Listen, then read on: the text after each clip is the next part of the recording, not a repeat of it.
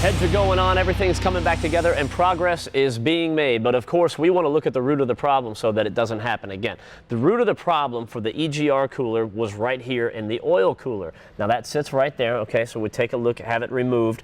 Oil comes in, coolant comes in, and that keeps the oil nice and cool so it can circulate throughout the engine and everything is good. Now we cut that baby in half to get a good look at it. Bruno and I love cutaways, right? So let's take a look. The taller channels are where the oil goes through, and the shorter channels are where the coolant goes through. So if you look at that, about half of those coolant channels are plugged up. As that coolant travels around, it's just going to pick up sediment and junk along the way and get gummed up. Well, now there's not as much coolant traveling through here, so your oil temperatures spike up on you, and the whole system doesn't run as cool, and then you get what we had here today. Typically in one of these Powerstroke 6.0s, you're going to want your water and oil temperatures to be within 15 degrees, and a dead giveaway you're starting to have this problem is that your oil temperature is going to start to spike because you're not getting coolant through here. Now when this happens is usually when you get the failure with the EGR cooler, because the restriction of coolant going through here, well, is going to be restricted going through here. Now remember, this is mounted right off the turbo, so you've got that 1,000 plus whatever temperatures, gas is being forced through this cooler back into the engine.